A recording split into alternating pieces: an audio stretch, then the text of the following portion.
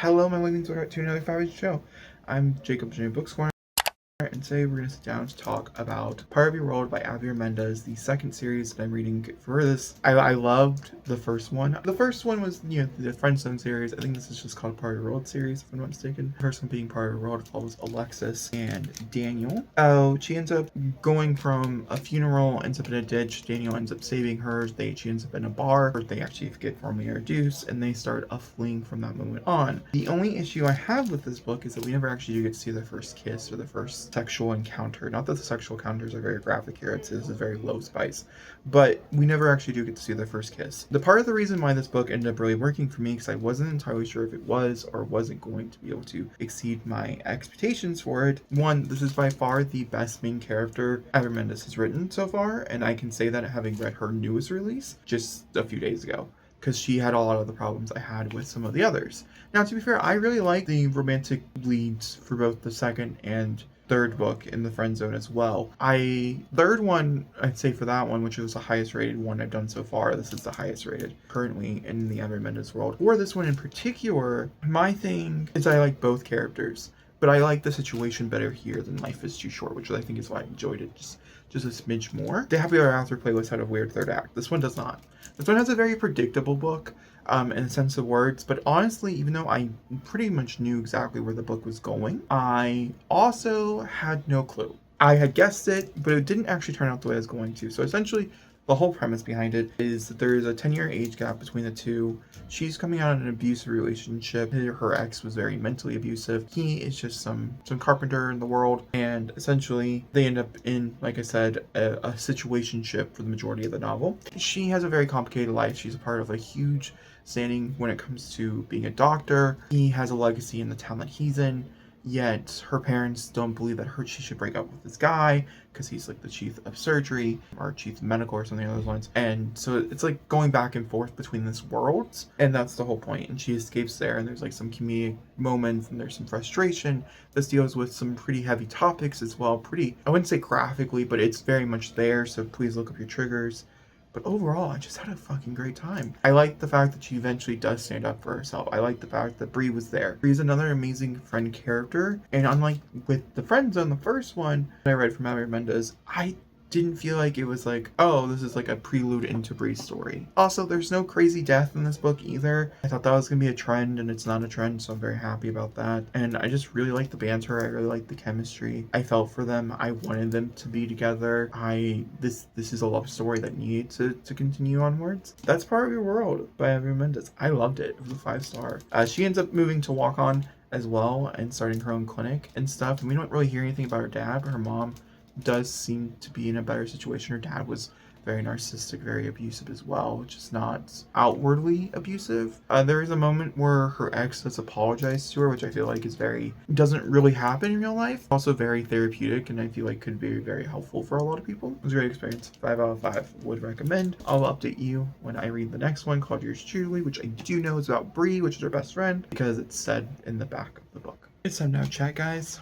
I finished the next book, which is called Yours Truly by Javier Mendez. I have a lot of thoughts and opinions on this particular book. More thoughts and opinions than this book. Did I give this one a 5? I think I did. That's crazy. Me and Javier Mendez have an interesting relationship. This is now my book of hers. If I'm not, no, it has to be more than that. This must be my 6th book. Because I think this is the final one. I think she only gets 7 out. At points, absolutely hated this novel. I at points absolutely love this novel. I at points wanted to DNF. I actually can tell you I was 94% into this book, and I was like, yeah, I think we're just gonna DNF it. We're not gonna finish it. We're just gonna move on, because like technically they're interconnected standalones, and so I'm sure there's a character here that will pop up in here. You know what I mean? I don't know who Emma is. Emma doesn't sound that familiar to me, but either way, no. So let's talk about it. Let's talk about it. Yeah, this is book number 5 or 6 that I've read. So Brianna Ortiz, she was the best friend to Alexis of the first book. Ends up meeting Jacob. He's a brand new doctor. He's called Dr. Death in the very beginning of this book. The first thing I want to talk about, I think I've mentioned it time and time again. I'll continue to mention it as we continue to cover Abby Mendez books, because just because I'm going to rate this really low, I'm going to explain why, and I think it's going to piss some people off, but that's okay. I'm going to have an unpopular opinion, I feel like, with this book. But with my opinion on this one, I'm still going to pick up Abby. Like, I'm still really excited to read just for the summer. I'm excited to read whatever else she puts out. And I'll continue to read them yearly, and they'll continue to pop up my list, because I think they're a true hit or miss. In this opinion, we're going to talk a little bit about Brianna and what I didn't like about Brianna's character, but we're also going to talk about the things I did love about Brianna's character, because in reality, this is a writing point, not a character point. And I just feel like we need to talk about the romance genre. Let's first talk about how Abby Mendez makes some of the best book boyfriends, I think, out there, in my opinion. These are the book boyfriends that I strive to make. In a way, they're almost more important than the main character. I don't even know if I would count, they're both equally the main character, and this is where the problem is going to lie, which we'll talk about, which is dual POV. We'll get in there. Jacob is such a profound character. He deals with such a particular type of anxiety, type of social anxiety, that I related to very much, and also being called named Jacob, I don't know why. Like, related to very, very much. Brianna's pain towards men in general, also something I related to very deeply. Both these problems are great. There's nothing wrong with them. And I like hearing from both points of views. I think it covered a lot of great topics. The conversation also about kidney failure and stuff, also very beautifully done.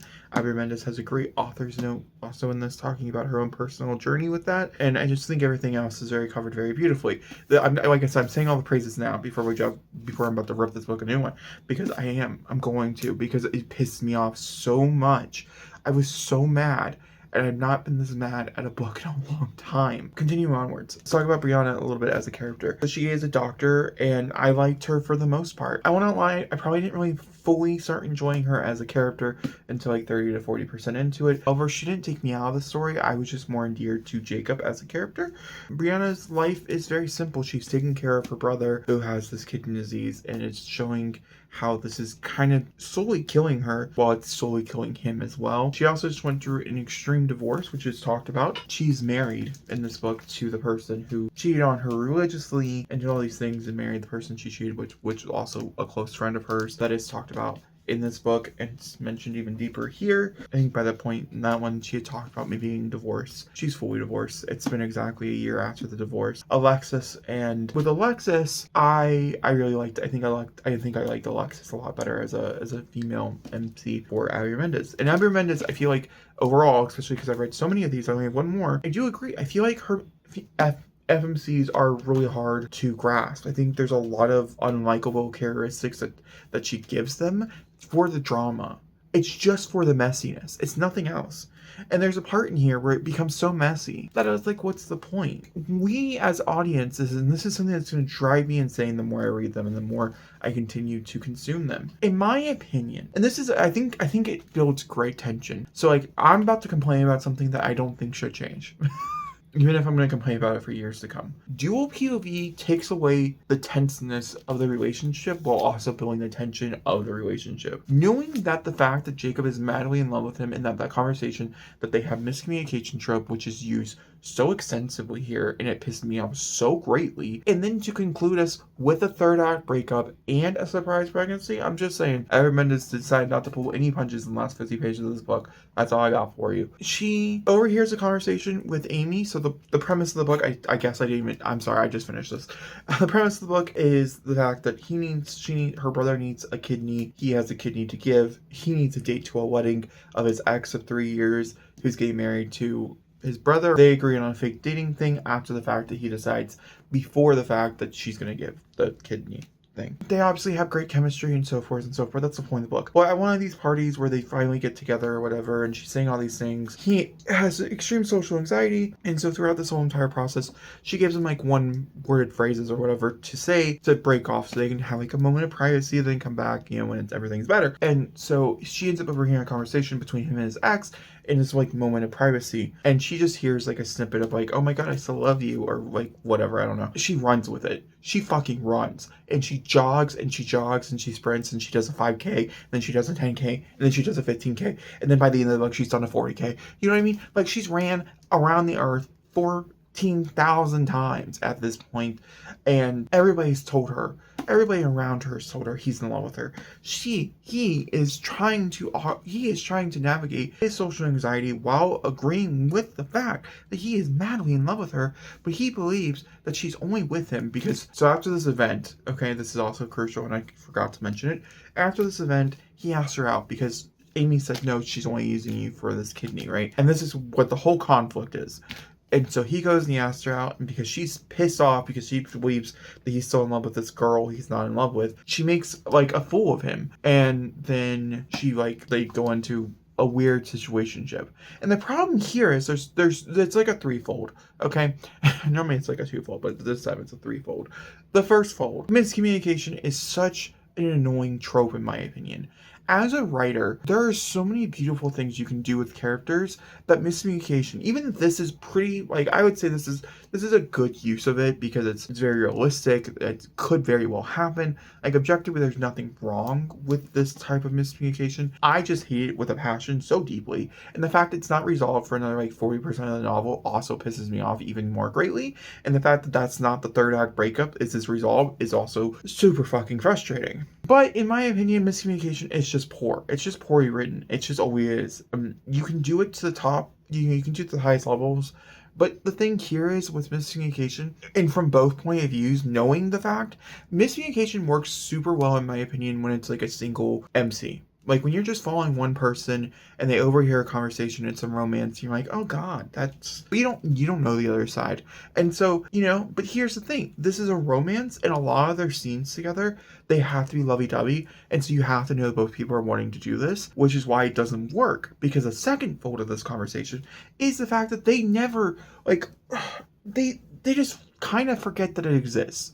Like, it's addressed multiple times throughout the novel, for sure, do not get me wrong, but they never, like, fully talk about it. They never, like, fully, like, I don't know what the right word is, because addressing is not the right word. They just kind of go back into their normal routine. There is no change. There is no difference. And it's briefly mentioned at the end why these things are here. However, in my opinion, if you have to come in with a letter, okay, I'm just saying, it's like when a movie shows you flashbacks, you're like, did you get the twist?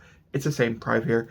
Like, yeah, why are you hiding things from me as a reader, though? In his chapter, it doesn't say, like, when he goes off to walk in to go find her when she's with Alexis, that he wants to go do it for her. It's something on the lines of something a little different. And so, like, when she realizes it in the last, like, 4 pages of the book, it's like, girl, what are you doing? What are you doing? The third fold? You might be like, why is it a threefold? Okay, I kind of forgot, not gonna lie, but I can find something. We have this, then they were trying to put this on for the family, and so, like, you're still doing it, and then they like, the reasonings are stupid. That's the third fold. It's stupid. She's obviously not using him for a kidney. She's proven herself time and time again that she's not that type of person, and the fact that he keeps falling for her is actually fucking ridiculous in my opinion, especially when everybody's calling it out. And then he's obviously not in love with her. And then her and this girl have this conversation, and she still thinks he's in love with her. Getting to the third act, right? The messy part, the real messy part of this book. The part that made me want to DNF the book. Literally, want to DNF. They have this whole conversation. They freak out. They finally talk about it. They fuck. Probably by far one of the most seamiest sex scenes in an Abigail Mendez book, in my opinion, that I've read so far. I would say, no, that I've read so far. Makes me interested. Because, like, I can't even say, like, the newest one, which I read before these, was, like, much steamier, because it wasn't. So, it was a really good build-up, though, to be fair. So, like, it's fine. I had no complaints. But they have sex, then they end up breaking off because she believes that he's, like, like, it's a whole thing. Like, we just talked about. We talked about the whole, miscommunicationness of it all. And then they end up going back to his house, eventually, and they have this whole conversation. He's begging her to say, they say, I love you. They get into a relationship. They're together for 12 pages. They are together for 12 pages before she has a mental breakdown. All the reasons why she has a mental breakdown are great. Objectively, nothing wrong with them. I think they're all good reasons. Okay? However, and I think her reactions are all very solid. I do think this would happen. Is it very frustrating for the reader when you have this idea, this plan of a surprise pregnancy, which is crazy. Then you put on top of that, like, it's different if you build it up. If we would have known that she had a very traumatic pregnancy before this, I already think you've already, like, very well covered, in my opinion, every Mendez in our books. I think this wouldn't be such a problem. But because you saved it for a third act plot twist, I kind of got pissed. I'm not gonna lie. So she's pregnant, she doesn't want him, and she has, like, a lot of trauma against guys. Her dad left her, going back to those daddy issues. I have them, no disrespect. She has she has father issues. Her last ex treated her like shit, horribly treated her, okay? Extreme abuse, mental abuse, a lot of mental abuse going on here. And then you have this guy who's not going to hurt her, but I understand that you can't see that. And I get where his mom comes from because he needs that wake up call. I just don't understand what the point of it was. Because we just did the third act breakup. We did it. We've done it now 3 times. We don't need another. It's not necessary, and it poured down the book. In my opinion, it's either you commit to the miscommunication to the last minute, or you don't. Like, there's no reason for them to have it. Their relationship was still going to continue, and I understand, like, the problem here is Abby and Mendes built their relationship too quickly. By the halfway mark, they were so deeply in love that, like, it was stupid. It was kind of pointless that the doing this fake datingness, because it was pointless. And so she needed a reason to get from the halfway mark to the third act breakup. And I'm just like, what's the point, girl? So yeah, I had thoughts on yours truly. I read it in 2 days. I'm going to give it... I originally was going to walk in here and give it 2.25. I ain't gonna lie, I got so pissed. But on retro speaking, I think I'm just going to give it a 3. I don't think I'm going to be controversial on my take. I mean, I think I am kind of controversial on my take. I've seen some people give it 1s. And like, yeah, I'm gonna give it a 3. I'm gonna give it a 3. I'm gonna give it a 3. By far, not the most unlikable Ivy Mendez FMC though. In her defense, she made a pretty good one. Was I severely annoyed? That's nor here nor there. Hello, let's go ahead and chat. Today we are going to be talking about Just for the Summer, which I just finished yesterday, day before, something over those lines. And I figured we can come here and talk all about it because, guys, I know I didn't like the second one, but oh my god. She fucking ate with this trilogy, in my opinion. This has one of the best romance plot twists I have ever read in my life. I had immediate cold chills. I started crying. We'll talk all about it when we get there. Let's first talk about what the story's about, and then we'll deep dive into all the things that happen within the story like we normally do with these reviews. I'm gonna try to remember it. I did read this over like 7 or 8 days because I just kept reading like 10% here or there. So like, and things are a little fuzzy, but we'll get it going. So this one follows Emma and Justin. Emma is a nurse. Justin works in tech. It's actually really not talked about, which is weird. Most of these books, whatever their hobbies are outside of the relationship is not talked about. However, in this book, we particularly focus on Justin's home life and like what's going on with him, whereas Emma's really focused also on her home life. Her job is not really a focus either, which is interesting, and it's a very big like difference, I would say, as well. That being said, Justin posts a Am I the Asshole post where his best friend is now marrying his ex-girlfriend, and he believes every time he breaks up with someone, every time he breaks up with a girl, she meets the love of their life, the next person. And it's happened multiple times. Emma believes she is under the same case, and her best friend Maddie ended up, Maddie tells her, go ahead and message him just for funsies, like whatever. And so she messages him and she says, hey, I have the same exact curse, like almost to the T. How about we both date each other for like 4 dates and they come out with agreement, and then we'll break up, and then we can find the person that we love. Obviously we know that this is a romance and that they're gonna end up together. And we'll talk about third act breakups and stuff because this book did something very different, which I enjoyed. However, the biggest takeaway I have for you is the communication is stellar.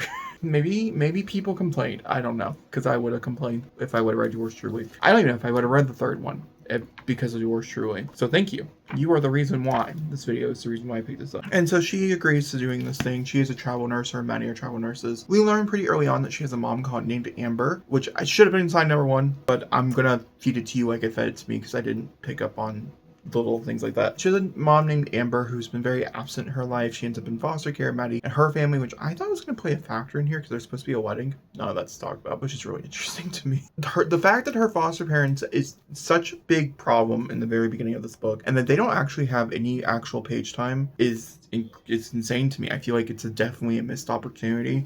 And in my opinion, the book could have been just a slightly longer for a little bit of interaction. That's okay. We'll get to the reasons why I think there is. But either way, so they're like stationed somewhere else. I can't remember where, but they're getting ready to move to a different station, and they both take, they normally pick 6 weeks or 6 months 6 weeks or 3 months to live somewhere.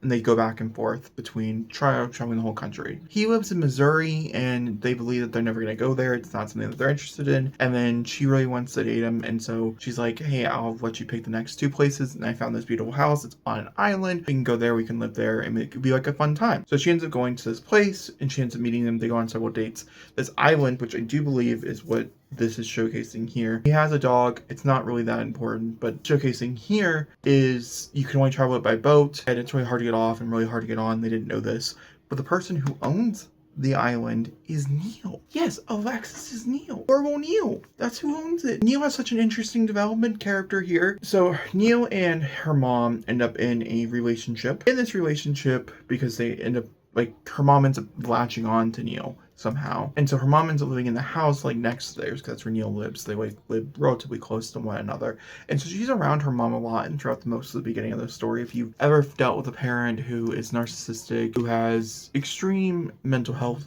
disabilities, but mostly on the narcissistic side, where they are very attentive when they need something, but as soon as they have whatever they need, they, like, drift away really quickly. That, my friend, is her mom. Just that it is her mom for sure, and we're seeing it displayed beautifully. The whole story takes place with it beautifully. Justin's home life is a bit different. He originally was living in an apartment. He's now having to move in with his family and take care of his children, or his siblings, because his mom is going to prison for tax evasion or stealing money, upwards of like $200,000 and $300,000. Also believed to be because of postpartum depression, because she did it relatively soon. Essentially, his dad died, she gave birth, and she was alone, and this was what her body told her to do. It's not really talked about, it's very glanced over, but that's what we can perceive from the notions. We can also perceive that she's a very lovely mom and that she would do nothing to harm her kids, and so this is an extremely depressing situation because of it. Justin has a lot of resentment because of it, because essentially he has to uproot his entire life, and he's falling in love with this girl, and now this girl wants nothing to do with family, wants nothing to do with children, or anything out of those lines, even though she is a blessing to the kids because of attachment. She has extreme attachment issues. She sees a problem, she wants to run. That's what she was learned. Okay, now we're gonna jump a little bit forward in time. Then getting sick, it's a cute romance. They're together for the majority of the book. They break up slightly towards the middle because of the situation with him having to move in with his kids, and she believes that she doesn't want to get close to someone who she knows that she will eventually just have to leave anyways, because she doesn't want to get attached to children. Well, she ends up being really attached to these children, and she ends up sneaking in and moving in and living with them anyways. It's cute. It's a good interaction. Amber ends up throwing shit and, like, not actual, but she ends up, like, throwing a tantrum, and it sends her down a really, really dark spiral because of it. Because she believed that she was going to lose her job, because Neil is obviously working at this hospital that she's working at.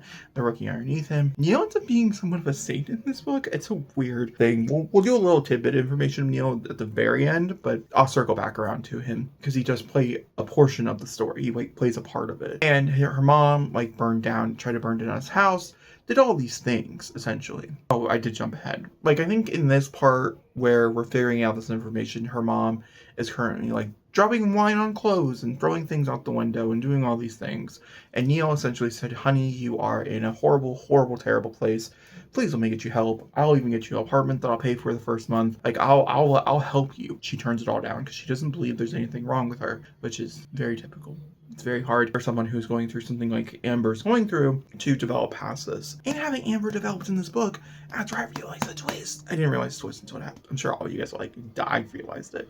I wasn't expecting one. So, like, my mind was blown. Here we go. So she, at the beginning of the book, her friend's like, oh, we should do, the test or whatever, and we should see who your dad is. So she ends up going and she ends up doing this. And Daniel ends up being a part of this. And Daniel is her half brother.